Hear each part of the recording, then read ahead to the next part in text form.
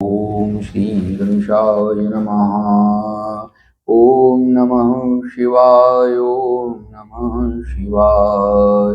ओम नमः शिवाय। ओम नमः शिवाय। ओम नमः शिवाय। ओम नमः शिवाय। ओम नमः शिवाय। ओम नमः शिवाय। भगवान भगवान ब्रह्मा विष्णु ने कहा, हे प्रभु, हम दोनों को सृष्टि आदि 5 कृत्यों का लक्षण बताइए। भगवान शंकर जी ने कहा, मेरे कृत्यों को समझना अत्यंत गहन है, तथापि मैं कृपा पूर्वक तुम दोनों को उनके विषय में बता रहा हूँ। हे ब्रह्मा और अच्युत, सृष्टि स्थिति संहार तिरोभाव और अनुग्रह, ये 5 ही मेरे जगत संबंधी कार्य हैं जो नित्य सिद्ध हैं। संसार की रचना का जो आरंभ है वह सर्ग है। मुझसे पालित होकर सृष्टि का सुस्थिर रूप से रहना ही उसकी स्थिति कहा गया है। उसका विनाश ही संहार है।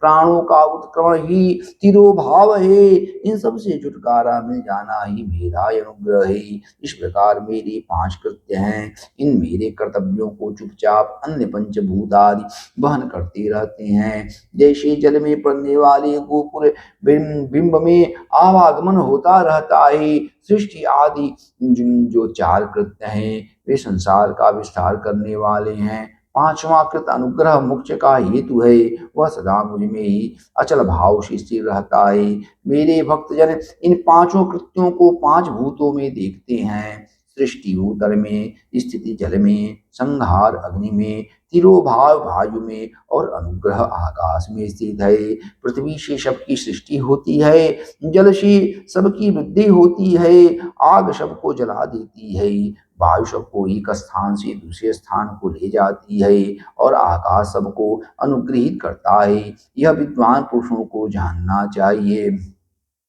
इन 5 कृत्यों का भार वहन करने के लिए ही मेरे 5 मुख हैं। 4 दिशाओं में 4 मुख हैं और इनके बीच में 5वां मुख है। हे पुत्रों, तुम दोनों ने तपस्या करके प्रसन्न हुए मुझ परमेश्वर से भाग्यवश सृष्टि और स्थिति नामक 2 कृत्य प्राप्त किए हैं। ये दोनों तुम्हें बहुत प्रिय हैं। इसी प्रकार मेरे विभूति स्वरूप रुद्र और महेश्वर 2 अन्य उत्तम कृत्य संहार और तिरोभाव मुझसे प्राप्त किए हैं, परंतु अनुग्रह नामक कृत्य कोई नहीं पा सकता। उन सभी पहले के कर्मों को तुम दोनों ने समयानुसार भुला दिया। रुद्र और महेश्वर अपने कर्मों को नहीं भूले हैं, इसलिए मैंने उन्हें अपनी समानता प्रदान की है।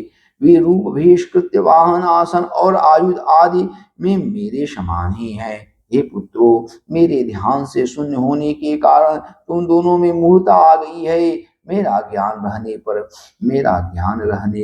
महेश के समान अभिमान और स्वरूप नहीं रहता। इसलिए मेरे ज्ञान की सिद्धि के लिए मेरे ओंकार नामक मंत्र का तुम दोनों जप करो। यह अभिमान को दूर करने वाला है। पूर्व काल में मैंने अपने स्वरूप भूत मंत्र का उपदेश किया है, जो ओंकार के रूप में प्रसिद्ध है। वह मंगलकारी मंत्र है। सबसे पहले मेरे मुख से ओंकार प्रकट हुआ, जो मेरे स्वरूप का बोध कराने वाला है। ओंकार वाचक है और मैं वाच्य हूँ। यह मंत्र मेरा स्वरूप ही है। प्रतिदिन ओंकार का निरंतर स्मरण करने से मेरा ही सदा स्मरण होता रहता है।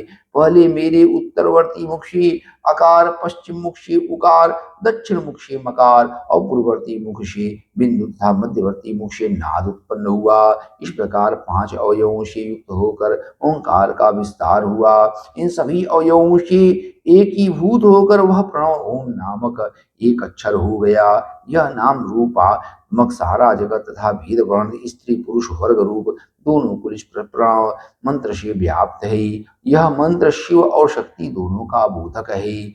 इसी प्रणव से पंचाक्षर मंत्र की उत्पत्ति हुई है, जो मेरी शकल रूप का बोधक है। वह अकारादिक्रम से और नकारादिक्रम से क्रमशः प्रकाश में आया है। ओम नमः शिवाय इस पंचाक्षर मंत्र से मातृका वर्ण प्रकट हुए हैं, जो 5 भेद वाले हैं। उसी से शिरो मंत्र तथा 4 मुखों से त्रिपदा गायत्री का प्राकट्य हुआ है। उस गायत्री से संपूर्ण वेद प्रकट हुए हैं और उन वेदों से करोड़ों मंत्र निकले हैं। उन मंत्रों से भिन्न भिन्न कार्यों की सिद्धि होती है, परंतु इस प्रणव एवं पंचाक्षर से संपूर्ण मनोरथों की सिद्धि होती है। इस मूल मंत्र से भोग और मोक्ष दोनों ही सिद्ध होते हैं। मेरी शकल स्वरूप से संबंध रखने वाले सभी मंत्र राज साक्षात भोग प्रदान करने वाले और शुभकारक हैं। नंदकिशोर ने कहा, तदनंतर जगदम्बा पार्वती के साथ बैठी हुई गुरुवर महादेव जी ने उत्तराभिमुख बैठे हुए ब्रह्मा विष्णु को पर्दा करने वाले वस्त्र से आच्छादित करके उनके मस्तक पर अपना कर कमल रखकर धीरे धीरे उच्चारण करके उन्हें उत्तम मंत्र का उपदेश दिया। यंत्र तंत्र में बताई हुई विधि के पालन पूर्वक 3 बार मंत्र का उच्चारण करके भगवान शिव ने दोनों शिष्यों को मंत्र की दीक्षा दी। तत्पश्चात उन शिष्यों ने गुरु दक्षिणा के रूप में अपने आप को ही समर्पित कर दिया और दोनों हाथ जोड़कर उनके समीप खड़े हुए हो उन देवश्रेष्ठ जगत गुरु का स्तमन किया। ब्रह्मा और विष्णु ने कहा, हे प्रभु, आप निष्कल रूप हैं, आपको नमस्कार है। आप निष्कल तेज से प्रकाशित होते हैं, आपको नमस्कार है। आप सबके स्वामी हैं, आपको नमस्कार है। आप सर्वात्मा को नमस्कार है अथवा सकल स्वरूप, आप महेश्वर को नमस्कार है। आप प्रणव के वाचार्थ हैं, आपको नमस्कार है। आप प्रणव लिंग वाले हैं, आपको नमस्कार है। सृष्टि पालन संहार तिरोभाव और अनुग्रह करने वाले, आपको नमस्कार है। आपके 5 मुख हैं, आपको नमस्कार है। पंच ब्रह्म स्वरूप 5 कृत्य वाले, आपको नमस्कार है। आप सबकी आत्माएं ब्रह्म हैं, आपके गुण और आपकी शक्तियां अनंत हैं, आपको नमस्कार है। आपके सकल और निष्कल 2 रूप हैं, आप सदगुरु एवं शंभु हैं, आपको नमस्कार है। इन पद्मों द्वारा अपने गुरु महेश्वर की स्तुति करके ब्रह्मा विष्णु ने उनके चरणों में प्रणाम किया। भगवान ने कहा, हे वत्सों, मैंने तुम दोनों से सारा तत्व कहा और दिखा दिया। तुम दोनों देवी के द्वारा उपदिष्ट प्रणव जो मेरा ही स्वरूप है का निरंतर जप करो। इसके जप से ज्ञान स्थिर भाग सब कुछ सदा के लिए प्राप्त हो जाता है। आर्द्रा नक्षत्र से युक्त चतुर्दशी को प्रणव का जप किया जाए तो वह अक्षय फल देने वाला होता है। सूर्य की संक्रांति से युक्त महा आर्द्रा नक्षत्र में एक बार किया हुआ प्रणव जप कोटि गुनी जप का फल देता है। मृगशिरा नक्षत्र का अंतिम भाग तथा पुनर्वसु का आदि भाग पूजा होम और तर्पण आदि के लिए सदा आर्द्रा के समान ही होता है। यह जानना चाहिए, मेरा या मेरे लिंग का दर्शन प्रभात काल में ही प्रातः तथा संगो मध्याह्न के पूर्व काल में करना चाहिए। मेरे दर्शन पूजन के लिए चतुर्दशी तिथि निशीथ्य व्यापिनी अथवा प्रदोष व्यापिनी लेनी चाहिए, क्योंकि परवर्ती अमावस्या तिथि से संयुक्त चतुर्दशी की ही प्रशंसा की जाती है। पूजा करने वालों के लिए मेरी मूर्ति तथा लिंग दोनों समान हैं, फिर भी मूर्ति की अपेक्षा लिंग का स्थान श्रेष्ठ है। इसलिए मुमुक्षु पुरुषों को चाहिए कि वे मूर्ति से भी श्रेष्ठ समझकर लिंग का ही पूजन करें। लिंग का ओंकार से और वीर का पंचाक्षर मंत्र से पूजन करना चाहिए। शिवलिंग की स्वयं ही स्थापना करके अथवा दूसरों से भी स्थापना करवाकर उत्तम द्रव्यमय उपचारों से पूजा करनी चाहिए। इससे मेरा पद सुलभ हो जाता है। इस प्रकार उन दोनों शिष्यों को उपदेश देकर भगवान से वहीं अंतर्धान हो गई। ओम नमः शिवाय, ओम नमः शिवाय, ओम नमः शिवाय। ऋषिगण बोले, हे सूत जी, शिवलिंग की स्थापना कैसे करनी चाहिए, उसका लक्षण क्या है तथा उसकी पूजा कैसे करनी चाहिए, किस देश काल में करनी चाहिए और किस द्रव्य के द्वारा उसका निर्माण होना चाहिए। सूत जी ने कहा, हे महर्षियों, मैं आप लोगों के लिए इस विषय का वर्णन करता हूँ, ध्यान देकर समझिए। अनुकूल एवं शुभ समय में किसी पवित्र तीर्थ में अथवा नदी आदि के तट पर अपनी रुचि के अनुसार ऐसी जगह शिवलिंग की स्थापना करनी चाहिए जहाँ नित्य पूजन हो सके। पार्थिव द्रव्य से, जलमय द्रव्य से अथवा धातुमय पदार्थ से अपनी रुचि के अनुसार कल्पोक्त लक्षणों से युक्त शिवलिंग का निर्माण करके उसकी पूजा करने से उपासक को उस पूजन का पूरा पूरा फल प्राप्त होता है। संपूर्ण शुभ लक्षणों से युक्त शिवलिंग तत्काल पूजा का फल देने वाला होता होता है। यदि जल प्रतिष्ठा करनी हो तो इसके लिए छोटा सा शिवलिंग, और यदि अचल प्रतिष्ठा करनी हो स्थूल शिवलिंग श्रेष्ठ माना जाता है। उत्तम लक्षणों से युक्त पीठ सहित शिवलिंग की स्थापना करनी चाहिए। शिवलिंग का पीठ मंडलाकार, गोल, चौकोर, त्रिकोण अथवा खड़वांग के आकार का ऊपर गोल तथा आगे लंबा होना चाहिए। ऐसा लिंग पीठ महान फल देने वाला होता है। पहले मिट्टी, प्रस्तर आदि से अथवा लोहे आदि से शिवलिंग का निर्माण करना चाहिए। जिस द्रव्य से शिवलिंग का निर्माण हो उसी से उसका पीठ भी बनाना चाहिए। यही स्थावर अचल प्रतिष्ठा वाली शिवलिंग की विशेष बात है। चल प्रतिष्ठा वाले शिवलिंग में भी लिंग और पीठ का एक ही उपादान होना चाहिए, किंतु बाण लिंग के लिए यह नियम नहीं है। लिंग की लंबाई निर्माणकर्ता के 12 अंगुल के बराबर होनी चाहिए। ऐसा ही शिवलिंग उत्तम कहा गया है। इससे कम लंबाई हो तो फल में कमी आ जाती है, अधिक हो तो कोई दोष नहीं है। चल लिंग में भी वैसा ही नियम है। उसकी लंबाई कम से कम कर्ता के एक अंगुल के बराबर होनी चाहिए। पहले शिल्प शास्त्र के अनुसार एक विमान या देवालय बनवाएं जो देवगणों की मूर्तियों से अलंकृत हो।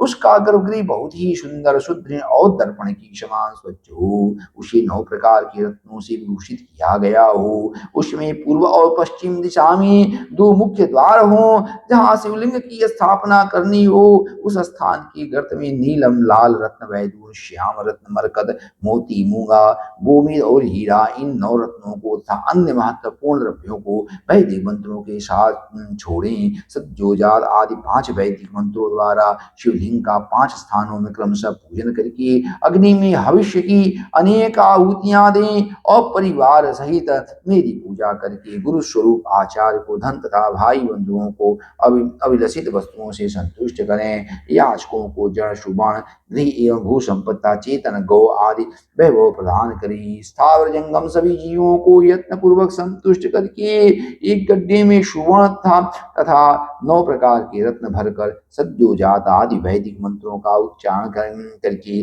परम कल्याणकारी महादेव जी का ध्यान करें। तत्पश्चात नाद घोष के युक्त महामंत्र ओंकार का उच्चारण करें। उक्त गड्ढे में शिवलिंग की स्थापना करके उसे पीठ से संयुक्त करें। इस प्रकार पीठ युक्त लिंग की स्थापना करके उसे नित्य लेप दीर्घ काल तक टिके रहने वाले मसाले से जोड़कर स्थिर करें। इसी प्रकार वहां पंचाक्षर मंत्र से परम सुंदर वीर मूर्ति की भी स्थापना करनी चाहिए। सारांश यह कि भूमि संस्कार आदि की सारी विधि जैसी लिंग प्रतिष्ठा के लिए कही गई है वैसे ही मूर्ति प्रतिष्ठा के लिए भी समझनी चाहिए। अंतर इतना ही है कि लिंग प्रतिष्ठा के लिए प्रणव मंत्र के उच्चारण का विधान है, परंतु वेद की प्रतिष्ठा पंचाक्षर मंत्र से करनी चाहिए। जहाँ लिंग की प्रतिष्ठा हुई है वहां भी उत्सव के लिए और बाहर सवारी निकालने के आदि के निमित्त मूर्ति को रखना आवश्यक है। बेर को बाहर से भी लिया जा सकता है, उसे गुरुजनों से ग्रहण करें। वह बेर वही लेने योग्य है जो साधु पुरुषों द्वारा पूजित हो। इस प्रकार लिंग में और वेद में भी की हुई महादेव जी की पूजा शिवपद प्रदान करने वाली होती है। स्थावर और जंगम के भेद से लिंग भी 2 प्रकार का कहा गया है। वृक्षलता आदि को स्थावर लिंग कहते हैं और कृमि कीट आदि को जंगम लिंग। सींचने आदि के द्वारा स्थावर लिंग की सेवा करनी चाहिए और जंगम लिंग को आहार एवं जल आदि देकर तृप्त करना चाहिए। उन स्थावर जंगम जीवों को सुख पहुंचाने में अनुरक्त होना भगवान शिव का पूजन है, ऐसा विद्वान पुरुष मानते हैं। इस प्रकार चराचर जीवों को ही भगवान शंकर के प्रति मानकर उनका पूजन करना चाहिए। सभी पीठ परात प्रकृति जगदम्बा का स्वरूप है और समस्त शिवलिंग चैतन्य स्वरूप हैं। जैसे भगवान शंकर देवी पार्वती को गोद में बिठाकर विराजते हैं उसी प्रकार यह शिवलिंग सदा पीठ के साथ ही विराजमान होता है। इस तरह महालिंग की स्थापना करके विविध उपचारों द्वारा उसका पूजन करें। अपनी शक्ति के अनुसार नित्य पूजा करनी चाहिए तथा देवालय के पास ध्वजारोपण आदि करना चाहिए। इस प्रकार साक्षात शिव का पद प्रदान करने वाली लिंग की स्थापना करें अथवा चर लिंग में षोडशोपचारों द्वारा यथोचित रीति से क्रमशः पूजन करें। यह पूजन भी शिव पद प्रदान करने वाला है। आवाहन, आसन, अर्घ्य, पाद्यांग, आचमन, अभ्यंग पूर्वक स्नान, वस्त्र, गंध, पुष्प, धूप, दीप, नैवेद्य, तांबूल समर्पण, नीराजन, नमस्कार और विसर्जन, ये 16 उपचार हैं। अथवा अर्घ से लेकर नैवेद्य तक विविध पूजन करें। अभिषेक, नैवेद्य, नमस्कार और तर्पण सब यथाशक्ति नित्य करें। इस तरह किया हुआ शिव भगवान शंकर जी का पूजन शिवपद की प्राप्ति कराने वाला होता है।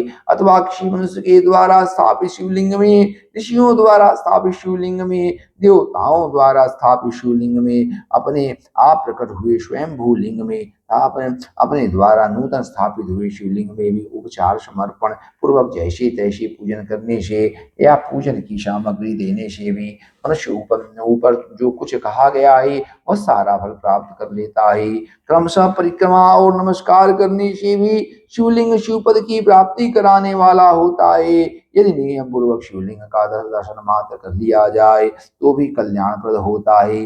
मिट्टी, आटा, गाय के गोबर, फूल, कनेर, पुष्प, फल, गुण, मक्खन, भस्म अथवा अन्न से भी अपनी रुचि के अनुसार शिवलिंग बनाकर तदनुसार उसका पूजन करें। कुछ लोग हाथ के अंगूठे के आदि पर भी पुण्य पूजा करना चाहते हैं। लिंग का निर्माण कहीं भी करने में किसी प्रकार का निषेध नहीं है। भगवान शिव सर्वत्र ही भक्त की प्रयत्न के अनुसार फल प्रदान कर देते हैं। अथवा श्रद्धा पूर्वक शिव भक्तों को शिवलिंग का दान या लिंग के मूल्य का दान करने से भी शिवलोक की प्राप्ति होती है। अथवा प्रतिदिन 10,000 प्रणव मंत्र का जप करें अथवा दोनों संध्याओं के समय 1,000 प्रणव का जप किया करें। यह क्रम भी शिवपद की प्राप्ति कराने वाला है, ऐसा जानना चाहिए। जब काल में मकरांत प्रणव का उच्चारण मन की शुद्धि कराने वाला होता ही समाधि में मानसिक जप का विधान है। अन्य अन्य सब समय उपांशु जप ही करना चाहिए। नाद और बिंदु से युक्त ओंकार के उच्चारण को विद्वान पुरुष समान प्रणव कहते हैं। यदि प्रतिदिन आदर पूर्वक 10,000 पंचाक्षर मंत्र का जप किया जाए अथवा दोनों संध्याओं के समय 1,000 का ही जप किया जाए उसे शिवपद की प्राप्ति कराने वाला समझना चाहिए। ब्राह्मणों के लिए आदि में प्रणव से युक्त पंचाक्षर मंत्र अच्छा बताया गया है। फल की प्राप्ति के लिए दीक्षा पूर्वक गुरु से मंत्र ग्रहण करना चाहिए। कलश से किया हुआ स्नान, मंत्र की दीक्षा, मातृकाओं का न्यास, सत्य से पवित्र अंतःकरण वाला ब्राह्मण तथा ज्ञानी गुरु सबको उत्तम माना गया है। द्विजों के लिए नमः शिवाय के उच्चारण का विधान है। द्विजेतरों के लिए अंत में नमः पद के प्रयोग की विधि है, अर्थात वे शिवाय नमः इस मंत्र का उच्चारण करें। स्त्रियों के लिए भी कहीं कहीं विधि पूर्वक अंत में नमः जोड़कर उच्चारण का ही विधान है, अर्थात कोई कोई ऋषि ब्राह्मण की स्त्रियों के लिए नमः पूर्वक शिवाय के जप की अनुमति देते हैं, अर्थात वे नमः शिवाय का जप करें। पंचाक्षर मंत्र का 5 करोड़ जप करके मनुष्य भगवान सदाशिव के समान हो जाता है।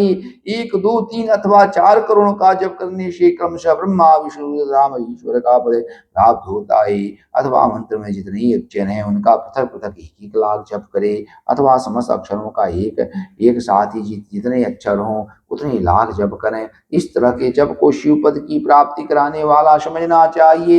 यदि 1,000 दिनों में प्रतिदिन 1 सहस्त्र जप के क्रम से पंचाक्षर मंत्र का 10 लाख जप पूरा कर लिया जाए और प्रतिदिन ब्राह्मण भोजन कराया जाए उस मंत्र से अभिष्ट काल की सिद्धि होती है। ब्राह्मण को चाहिए कि वह प्रतिदिन प्रातः काल 1,008 बार गायत्री जप करे। ऐसा होने पर गायत्री क्रमशः शिव का पद प्रदान करने वाली होती है। वेद मंत्रों और वैदिक सूक्तों का भी नियम पूर्वक जप करना चाहिए। एकाक्षर मंत्र 10,000, दशाण मंत्र 1,000, 100 से कम अक्षर वाले मंत्र 100 और उससे अधिक अक्षर वाले मंत्र यथाशक्ति 1 से अधिक बार जपने चाहिए। वेदों के पारायण को भी शिवपद की प्राप्ति कराने वाला जानना चाहिए। अन्यान्य जो बहुश्य मंत्र हैं उनका भी जितने अक्षर हो उतने लाख जप करना चाहिए। एकाक्षर मंत्रों को उसी प्रकार करोड़ की संख्या में जपना चाहिए। अधिक अक्षर वाले मंत्र 1,000 की संख्या में भक्ति पूर्वक जपने चाहिए। इस प्रकार जो यथाशक्ति जप करता है वह क्रमशः शिवपद प्राप्त कर लेता है। अपनी रुचि के अनुसार किसी एक मंत्र को बनाकर मृत्यु पर्यंत प्रतिदिन उसका जप करना चाहिए अथवा ओम इस मंत्र का प्रतिदिन 1 सहस्त्र जप करना चाहिए। ऐसा करने पर भगवान शिव की आज्ञा से संपूर्ण मनोरथों की सिद्धि होती है। जो मनुष्य भगवान शिव के लिए फुलवाड़ी या बगीचे आदि लगाता है तथा शिव की सेवा कार्य के लिए मंदिर में झाड़ने बुहारने आदि की व्यवस्था करता है, वह इस पुण्य कर्म को करके शिव पद प्राप्त कर लेता है। भगवान शिव के जो काशी आदि क्षेत्र हैं उनमें भक्ति पूर्वक नित्य निवास करे, वे जड़ चेतन सभी को भोग और मोक्ष देने वाले होते हैं। अतः विद्वान पुरुष को भगवान शिव के क्षेत्र में मृत्यु पर्यंत निवास करना चाहिए।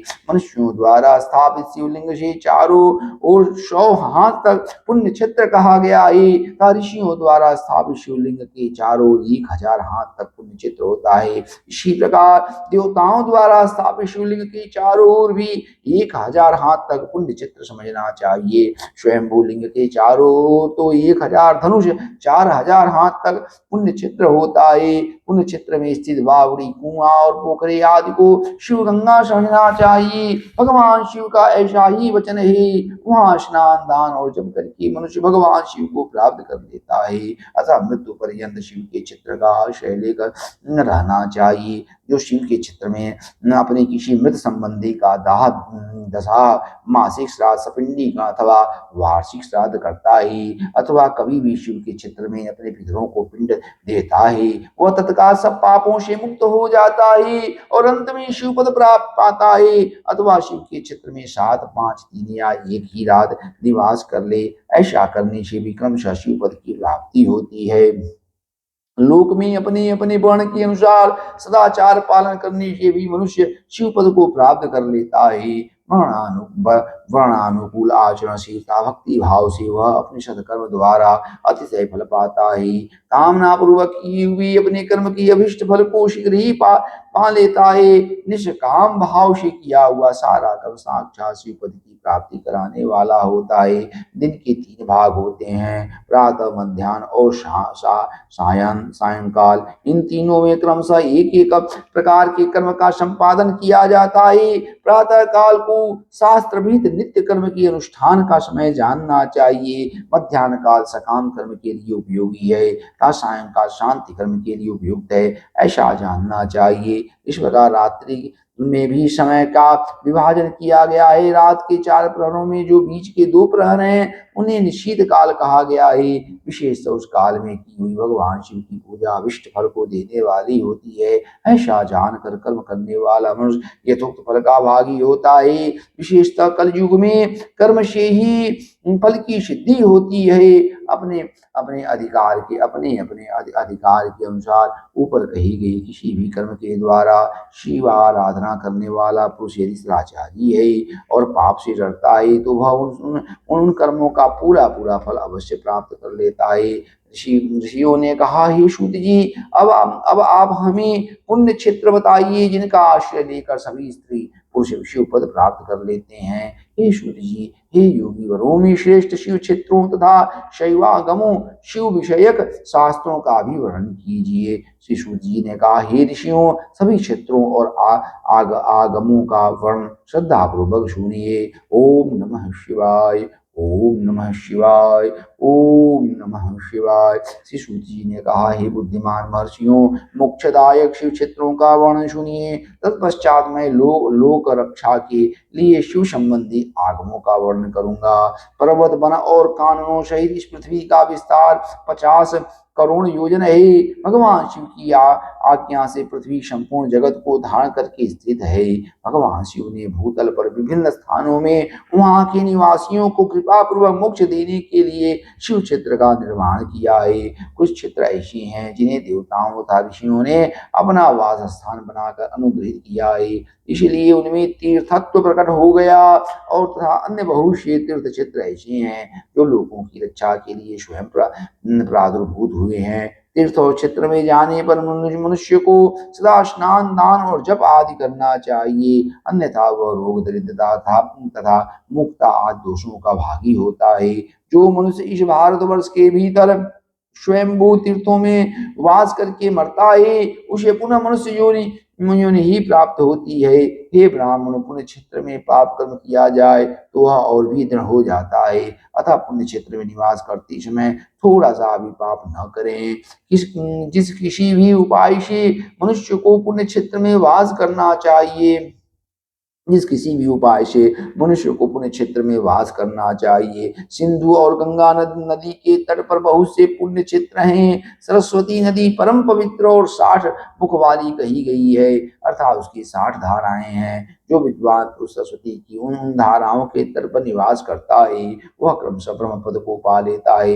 हिमालय पर्वत से निकली हुई पुण्य सलिला गंगा 100 मुख वाली नदी है। उसके तट पर काशी आदि अनेक पुण्य क्षेत्र हैं। वहां मकर राशि के सूर्य होने पर गंगा की तटभूमि पहले से भी अधिक प्रशस्त एवं पुण्यदायक हो जाती है। सोनभद्र नद की 10 धाराएं हैं। वह बृहस्पति के मकर राशि में आने पर अत्यंत पवित्र तथा अभिष्ट फल देने वाला हो जाता है। उस समय वहां स्नान और उपवास करने से विनायक पद की प्राप्ति होती है। पुण्य सलिला महानदी नर्मदा के 24 मुख स्रोत हैं। उसमें स्नान था उसके तट पर निवास करने से मनुष्य को वैष्णव पद की प्राप्ति होती है। तमसा नदी के 12 रेवा के 10 मुख हैं। परम पुण्यमयी गोदावरी के 21 मुख बताए गए हैं। वह ब्रह्म हत्या था गोवध के पाप का भी नाश करने वाली एवं रुद्र लोक देने वाली है। कृष्णवेणी नदी का जल बड़ा पवित्र है। वह नदी समस्त पापों का नाश करने वाली है। उसकी 18 मुख बताए गए हैं तथा वह विष्णु लोक प्रदान करने वाली है। तुंगभद्रा के 10 मुख हैं।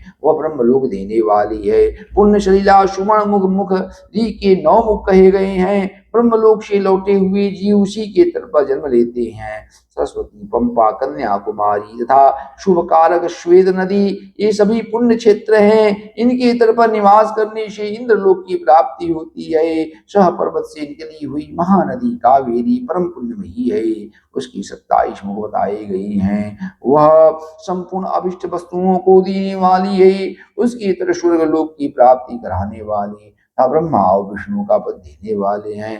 कावेरी के जो तट शैव क्षेत्र के अंतर्गत हैं, वे अभिष्ट फल देने के साथ ही शिवलोक प्राप्त करने वाले भी हैं। नैमिषारण्य था बद्रिकाश्रम में सूर्य और बृहस्पति के मेघराश में आने पर यदि स्नान करी, उस समय वहां किए हुए स्नान पूजन आदि को ब्रह्मलोक की प्राप्ति कराने वाला जानना चाहिए। सिंह और कर्क राशि में सूर्य की संक्रांति होने पर सिंधु नदी में किया हुआ स्नान तथा केदार तीर्थ की जल का पान एवं स्नान ज्ञानदायक माना गया है।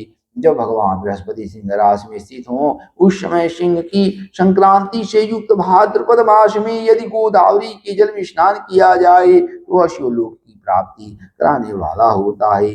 ऐसा पूर्व काल में स्वयं भगवान शिव ने कहा है। जब सूर्य और बृहस्पति कन्या राशि में स्थित हों, तब यमुना और सोनभद्र में स्नान करी। वह स्नान धर्मराज तथा गणेश जी के लोक में महान भोग प्रदान करने वाला होता है। यह महर्षियों की मान्यता है। जब सूर्य और बृहस्पति तुला राशि में स्थित हों, उस समय कावेरी नदी में स्नान करी। वह स्नान भगवान विष्णु के वचन की महिमा से संपूर्ण अभिष्ट वस्तुओं को देने वाला माना जाता है। जब सूर्य और बृहस्पति वृश्चिक राशि पर आ जाएं, तब मार्गशीर्ष के महीने में नर्मदा में स्नान करने से विष्णु लोक की प्राप्ति होती है। सूर्य और बृहस्पति के धनु राशि में सिद्ध होने पर सुवर्ण मुखरी नदी में किया हुआ स्नान शिवलोक प्रदान कराने वाला होता है। यह ब्रह्मा जी का वचन है। जब सूर्य और बृहस्पति मकर राशि में स्थित हों, उस समय माघ मास में गंगा जी के जल में स्नान करना चाहिए। ब्रह्मा जी का कथन है कि वह स्नान शिवलोक की प्राप्ति कराने वाला होता है। शिवलोक के पश्चात ब्रह्मा और विष्णु के स्थानों में मुख भोग कर अंत में मनुष्य को ज्ञान की प्राप्ति हो जाती है। माघ मास में तथा सूर्य की कुंभ राशि में स्थित होने पर फाल्गुन मास में गंगा जी के तट पर किया हुआ श्राद्ध, पिंडदान अथवा तिलोदक दान पिता और नाना दोनों कुलों के पितरों की अनेकों पुण्यों का उद्धार करने वाला माना गया है। सूर्य और भगवान बृहस्पति जब मीन राशि में स्थित हों, तब कृष्णवेणी नदी में किए गए स्नान की ऋषियों ने प्रशंसा की है। उन महीनों में पूर्व तीर्थों में किया हुआ स्नान इंद्रपद की प्राप्ति कराने वाला होता है। विद्वान पुरुष गंगा अथवा कावेरी नदी का आश्रय लेकर तीर्थवास करे। ऐसा करने से उस समय किए हुए पाप का निश्चय ही नाश हो जाता है।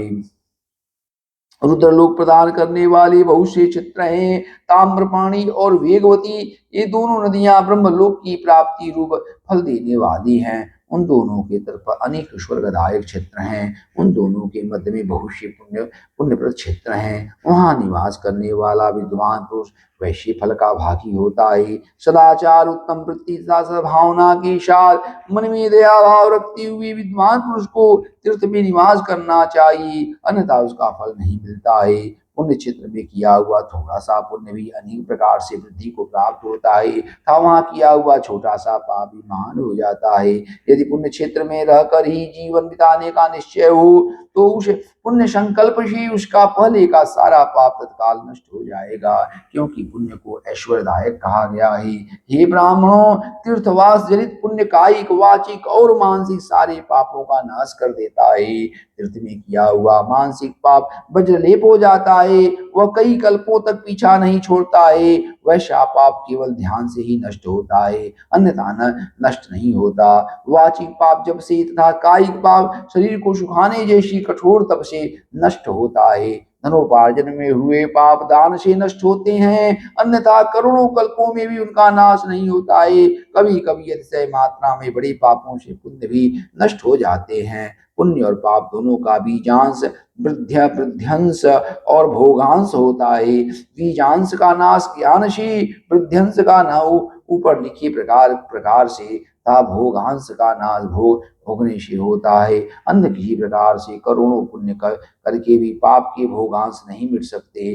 पाप बीज के अंकुरित हो जाने पर उसका अंश नष्ट होने पर भी शेष पाप भोगना ही पड़ता है।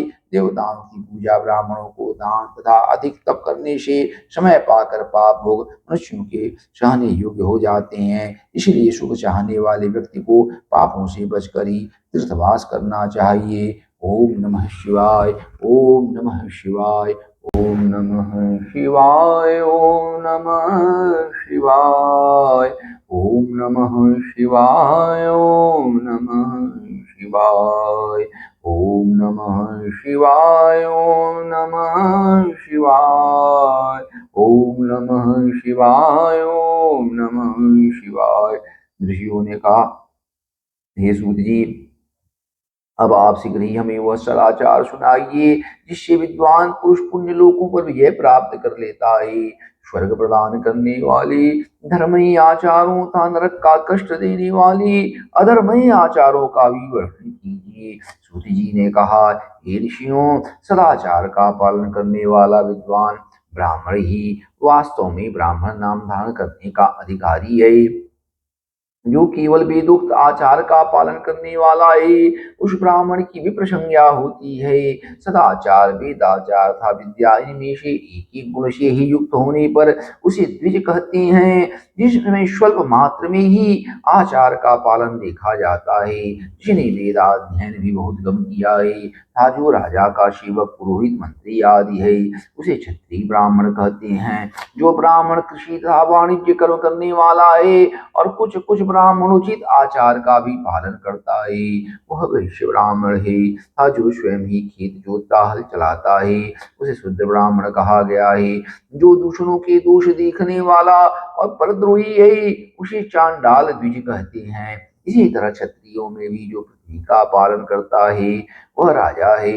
दूसरे लोग राज तत्वहीन क्षत्रिय माने गए हैं। वैश्यों में भी जो धन, धान्य आदि वस्तुओं का क्रय विक्रय करता है, वह वैश्य है। दूसरों को वणिक कहते हैं। जो ब्राह्मणों, क्षत्रियों तथा वैश्यों की सेवा में लगा रहता है, वह शूद्र कहलाता है।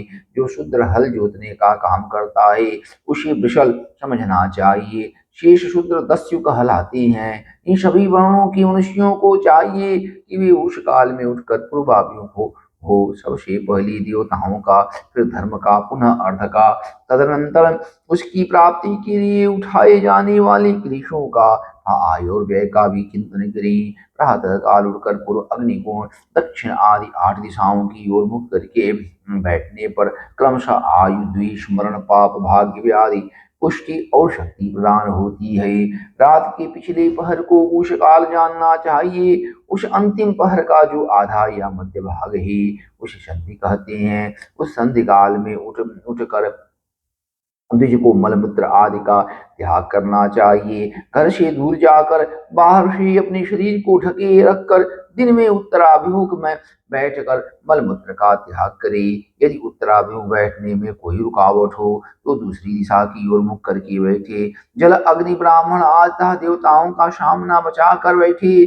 बाएं हाथ से उपस्थ को ढककर तथा दाहिने हाथ से मुख को ढककर मल त्याग करे और उठने पर उस मल को न देखे। तदनंतर जलाशय से बाहर निकाले हुए जल से ही गुदा की शुद्धि करे अथवा देवताओं पितरों तथा ऋषियों के तीर्थों में उतरे बिना ही प्राप्त हुए जल से शुद्धि करनी चाहिए।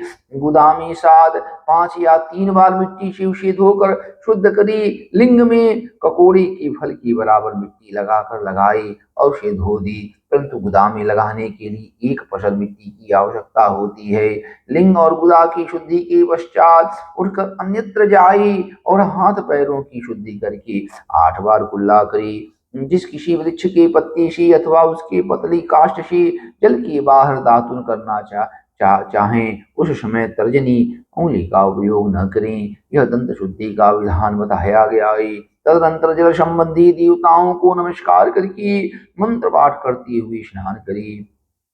यदि कंठ तक या कमर तक पानी में खड़े होने की शक्ति न हो तो घुटने तक जल में खड़ा होकर अपने ऊपर जल छिड़क कर मंत्रोच्चारण पूर्वक स्नान कार्य संपन्न करे। विद्वान पुरुष को चाहिए कि वहां तीर्थ जल से देवता आदि का स्नानांग तर्पण भी करे।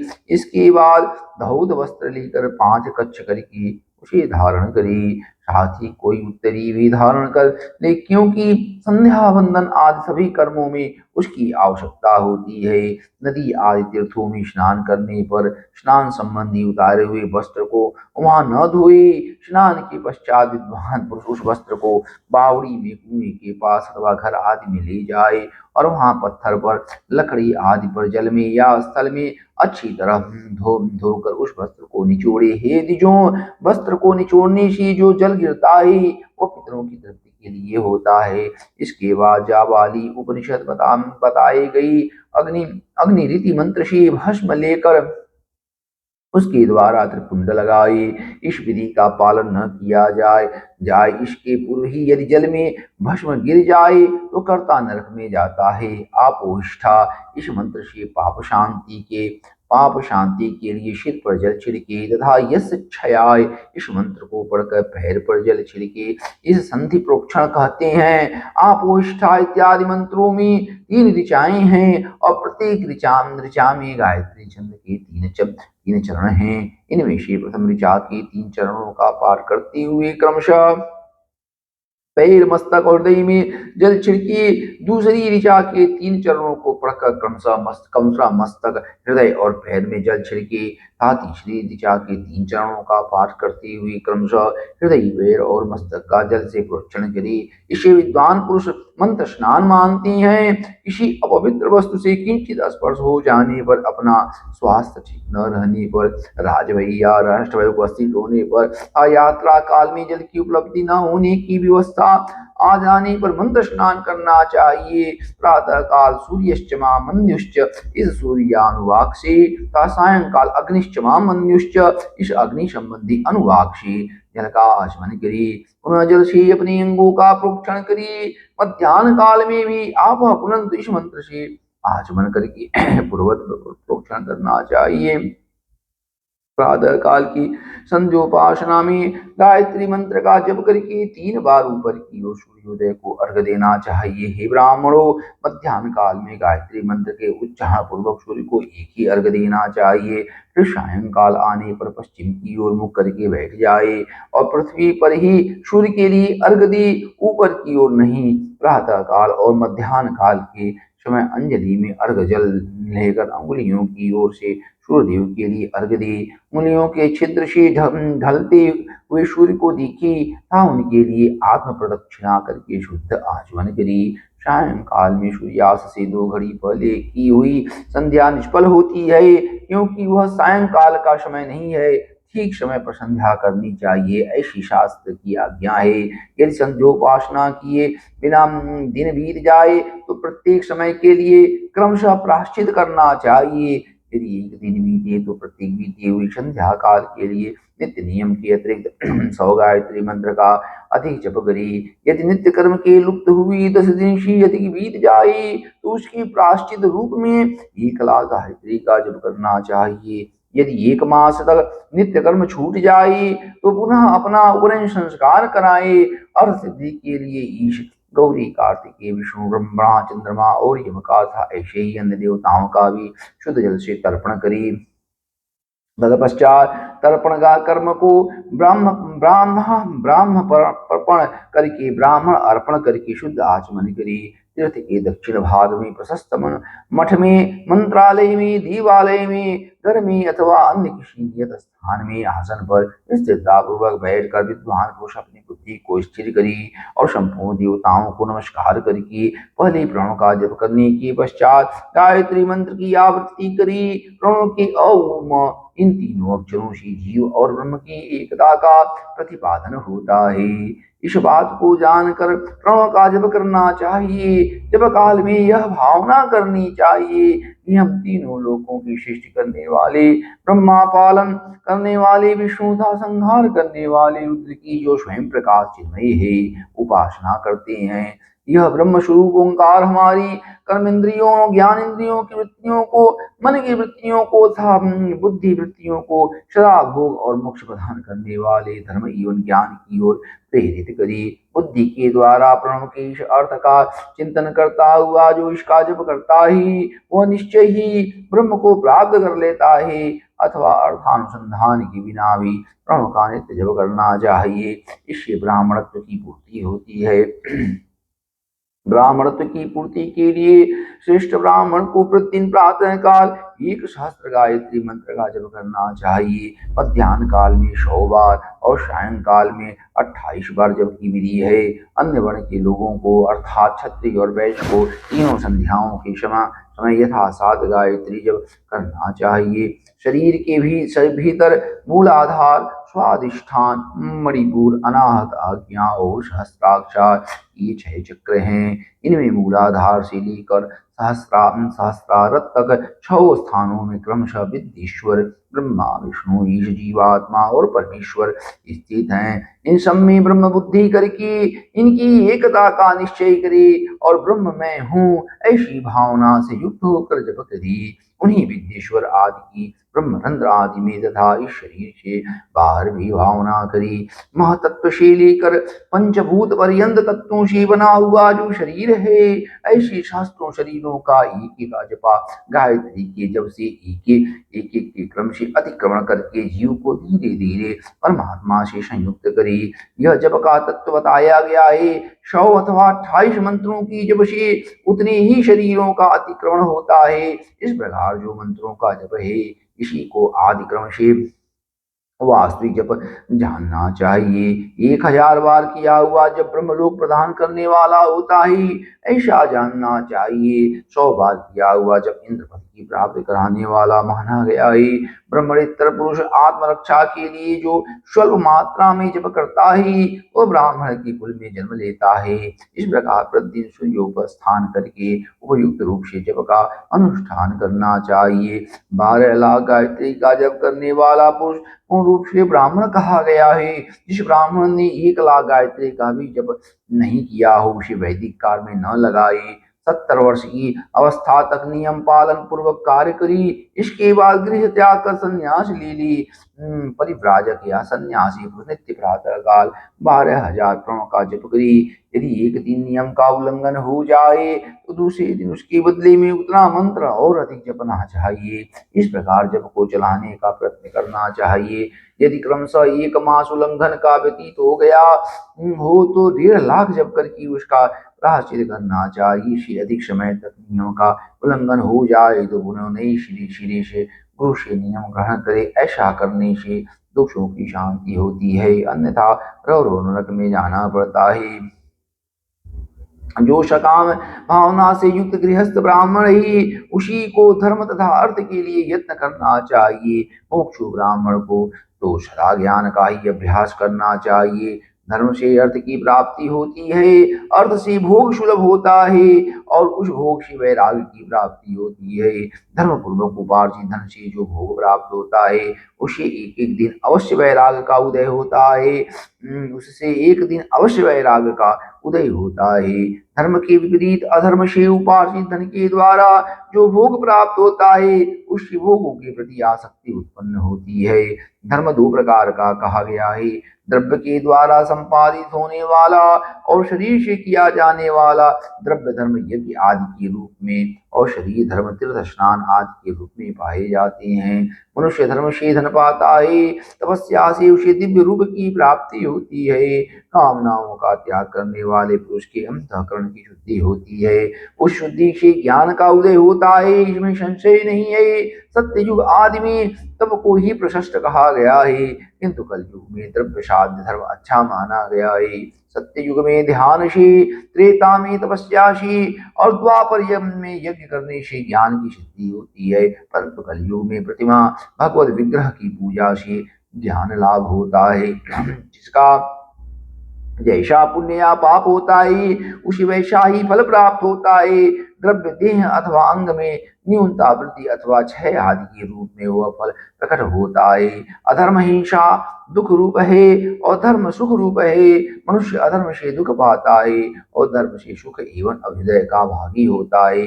दुराचार से दुख प्राप्त होता है और सदाचार से सुख मिलता है। अतः भोग और मोक्ष की सिद्धि के लिए धर्म का उपार्जन करना चाहिए। जिसके घर में कम से कम 4 मनुष्य हैं, ऐसे कुटुंबी ब्राह्मण को जो 100 वर्ष के लिए जीवन निर्वाह की सामग्री देता है, उसके लिए वह दान ब्रह्मलोक की प्राप्ति कराने वाला होता है। 1000 चांद्रायण व्रत का अनुष्ठान ब्रह्म लोकदायक माना गया है। जो क्षत्रिय 1000 कुटुंबों को जीविका का और आवास देता है, उसका वह कर्म इंद्रलोक की प्राप्ति कराने वाला होता है। और 10,000 कुटुंबों को दिया हुआ आश्रयदान ब्रह्मलोक प्राप्त करता है। दाता पुरुष जिस देवता के उद्देश्य से दान करता है, अर्थात वह दान के द्वारा जिस देवता को प्रसन्न करना चाहता है उसी का लोक उसे प्राप्त होता है।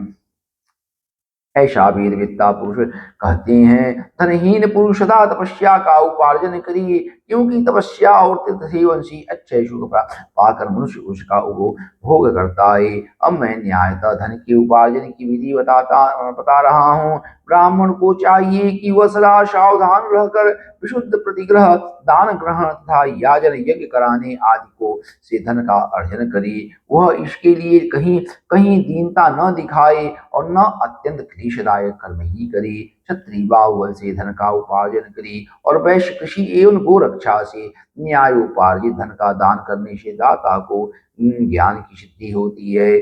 ज्ञान सिद्धि द्वारा सब पुरुषों को गुरु कृपा से मोक्ष सिद्धि सुलभ होती है। मोक्ष स्वरूप की सिद्धि ब्रह्म स्वरूप से स्थित प्राप्त होती है, जिससे मुक्त पुरुष परमानंद का अनुभव करता है। जो मनुष्यों को यह सब सत्संग से प्राप्त है। गृहस्थाश्रमी को धन धान्य आदि सभी वस्तुओं का दान करना चाहिए। अपना हित चाहने वाले गृहस्थ को जिस काल में जो फल अथवा धान्य आदि वस्तुएं उत्पन्न होती हैं उसे ब्राह्मण को दान करना चाहिए। वह तृषा निवृत्ति के लिए जल तथा सुधा रूपी रोग की शांति के लिए सदा अन्न का दान करे। खेत धान्य, कच्चा अन्न तथा भक्ष्य भोज्य, ले और जोश्य ही 4 प्रकार के सिद्ध अन्न दान करने चाहिए। जिसके अन्न को खाकर मनुष्य जब तक कथा श्रवण आदि सद्धर्म का पालन करता है, उतनी समय तक उसके लिए किए हुए पुण्य फल का आधा भाग दाता को मिल जाता है, इसमें संशय नहीं है। दान देने वाला पुरुष दान में प्राप्त हुई वस्तु का दान तथा तपस्या करके अपने प्रतिग्रह जनित पाप की शुद्धि करे, अन्यथा उसे रौरव नरक में गिरना पड़ता है। अपने धन के 3 भाग करे, एक भाग धर्म के लिए, दूसरा भाग वृद्धि के लिए तथा तीसरा भाग अपने उपभोग के लिए। नित्य नैमित्तिक और काम्य ये तीनों प्रकार के कर्ण धर्मार्थ रखे हुए धन से करे। साधक को चाहिए कि वह वृद्धि के लिए रखे हुए धन से ऐसा व्यापार करे जिससे उस धन की वृद्धि हो तथा उपभोग के लिए रक्षित धन से हितकारक परिमित एवं पवित्र भोग भोगे। खेती से पैदा किए हुए धन का 10वां अंश दान कर दे, इससे पाप की शुद्धि होती है। शेष धन से धर्म वृद्धि एवं उपभोग करे, अन्यथा वह रौर और नरक में पड़ता है, अथवा उसकी बुद्धि पाप से परिपूर्ण हो जाती है या खेती ही चौपट हो जाती है। वृद्धि के लिए किए गए व्यापार में प्राप्त हुए धन का 6वां भाग दान कर दे। श्रेष्ठ ब्राह्मणों को दान में प्राप्त हुए शुद्ध पदार्थों का चतुर्थांश दान कर देना चाहिए। उन्हें अकस्मात प्राप्त हुए धन का तो आधा भाग दान दान कर ही देना चाहिए। असत परिग्रह दूषित दान में प्राप्त संपूर्ण पदार्थों को समुद्र में फेंक देना चाहिए। अपने भोग की समृद्धि के लिए ब्राह्मणों को बुलाकर दान करना चाहिए। किसी के द्वारा याचना करने पर अपनी शक्ति के अनुसार सदैव ही सब कुछ देना चाहिए। यदि मांगे जाने पर शक्ति रहते हुए वो पदार्थ न दिया जाए तो दूसरे जन्म में वह ऋण चुकाना पड़ता है। विद्वान को चाहिए कि वह दूसरों के दोषों का वर्ण न करे। हे ब्राह्मण, द्वेषवश दूसरों के सुने हुए या देखे हुए छिद्र को भी प्रकट न करे। विद्वान पुरुष ऐसी बात न कहे जो समस्त प्राणियों के हृदय में रोष पैदा करने वाला हो। ऐश्वर्य की सिद्धि के लिए दोनों संध्याओं के समय अग्निहोत्र करे। यदि असमर्थ हो तो वह एक ही समय सूर्य और अग्नि को विधि पूर्वक दी हुई आहुति से संतुष्ट करे। चावल, धान्य, घी, फल, कंद तथा हविष इनके द्वारा विधि पूर्वक थाली पाक बनाई तथा यथा यथा तथा तथा यथोचित रीति से सूर्य और अग्नि को अर्पित करे। यदि भविष्य का अभाव हो तो प्रधान हो मात्र करे। सदा सुरक्षित रहने वाली अग्नि को विद्वान पुरुष अजशस्त्र ही संज्ञा देते हैं। यदि असमर्थ हो तो संध्या काल में जब मात्र या सूर्य की वंदना मात्र कर ले। आत्मज्ञान की इच्छा वाले साधनार्थी पुरुष को भी इस प्रकार विधिवत उपासना करनी चाहिए। जो सदा ब्रह्म यज्ञ में तत्पर रहते हैं, देवताओं की पूजा में लगे रहते हैं, नित्य अग्नि पूजा और गुरु पूजा में अनुरक्त होते हैं तथा ब्राह्मणों को तृप्त किया करते हैं, वे सब लोग स्वर्ग के भागी होते हैं। ओम नमः शिवाय। ओम नमः शिवाय। ओम नमः शिवाय।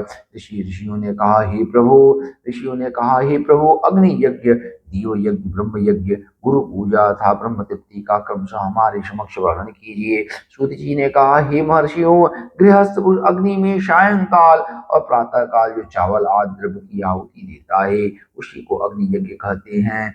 जो ब्रह्मचर्य आश्रम में स्थित है उन ब्रह्मचारियों के लिए समिधा का आधान ही अग्नि यज्ञ है।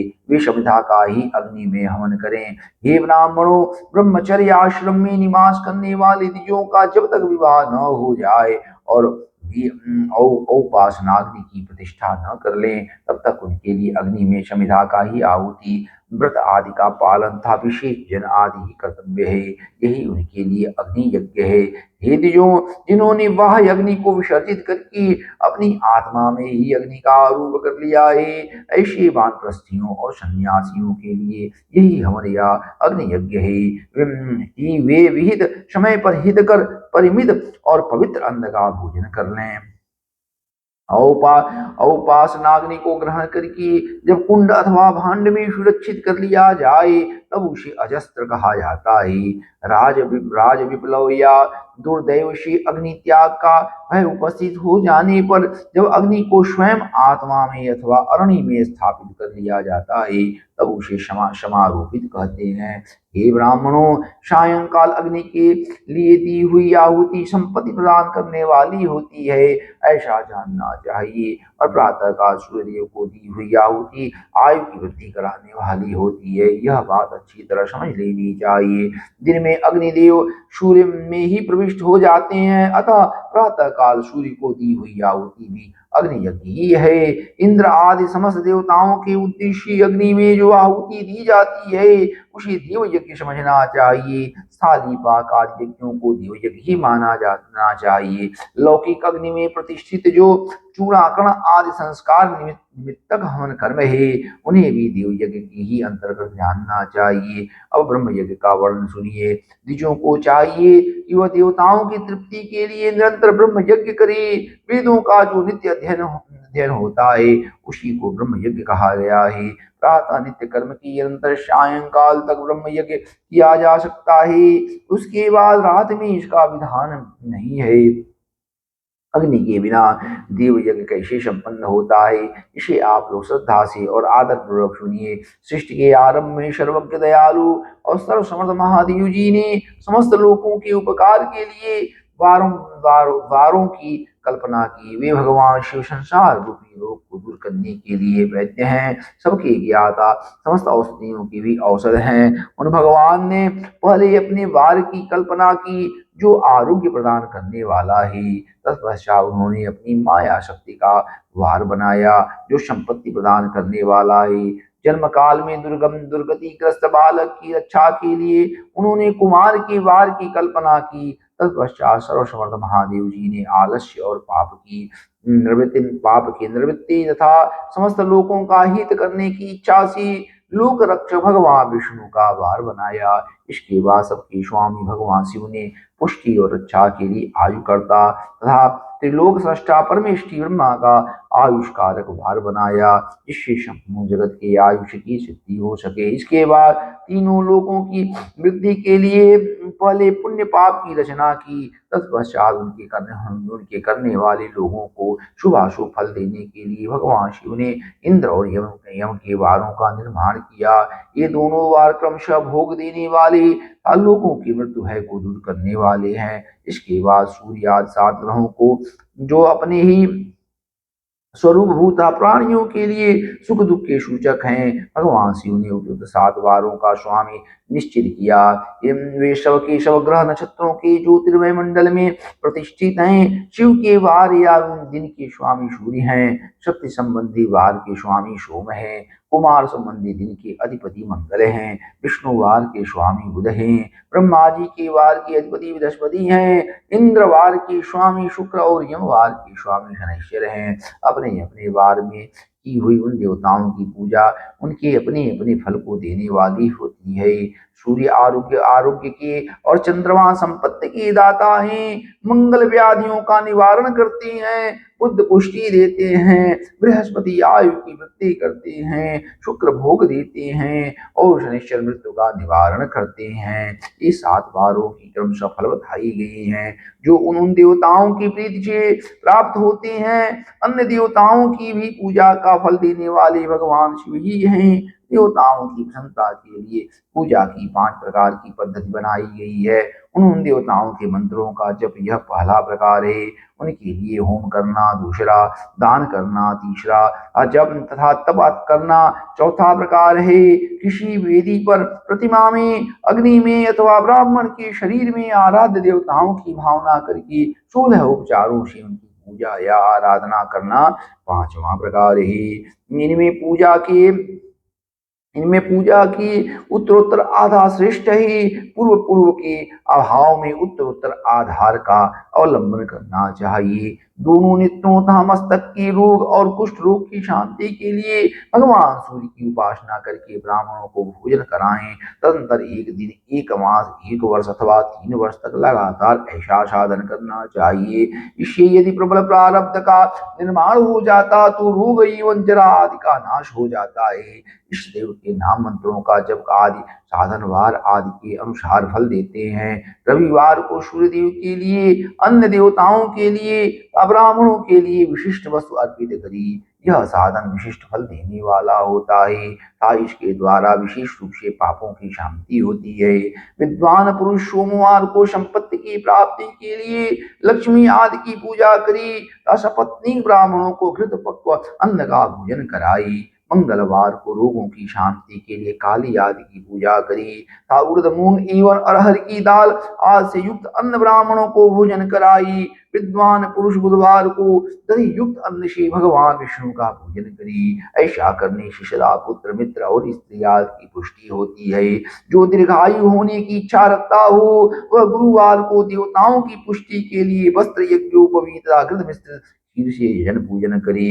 भोगों की प्राप्ति के लिए शुक्रवार को एकाग्रचित्त होकर देवताओं का पूजन करे और ब्राह्मणों की तृप्ति के लिए शतरस युक्त अन्न का दान करे। इसी प्रकार स्त्रियों की घनता के लिए सुंदर वस्त्र आदि का दान करे। शनिश्चर अपमृत्यु का निवारण करने वाला है। उस दिन बुद्धिमान पुरुष रुद्र आदि की पूजा करे। तिल के होम से दान से देवताओं को संतुष्ट करके ब्राह्मणों को तिल मिश्रित अन्न भोजन कराए। जो इस तरह देवताओं की पूजा करेगा वह आरोग्य आदि फल का भागी होगा।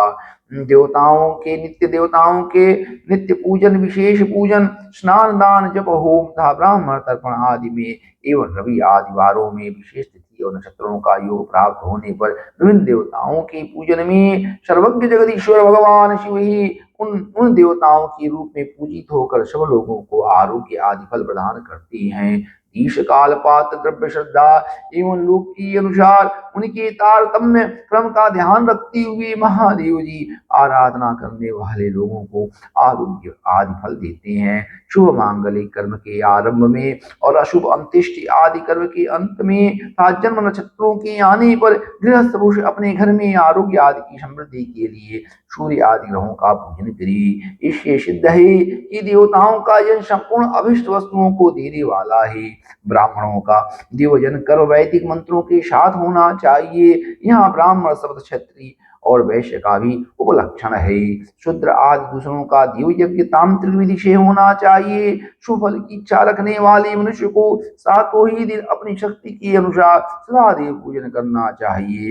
निर्धन मनुष्य तपस्या, व्रत आदि के कष्ट शांत द्वारा और धनी धन के द्वारा देवताओं की आराधना करी। वह बार बार श्रद्धा पूर्वक इस तरह के धर्म का अनुष्ठान करता है और बारंबार पुण्य लोकों में नाना प्रकार के फल भोग कर पुनः इस पृथ्वी पर जन्म ग्रहण करता है। धर्मवान पुरुष सदा भोग सिद्धि के लिए मार्ग में वृक्ष आदि लगाकर लोगों के लिए छाया की व्यवस्था करी।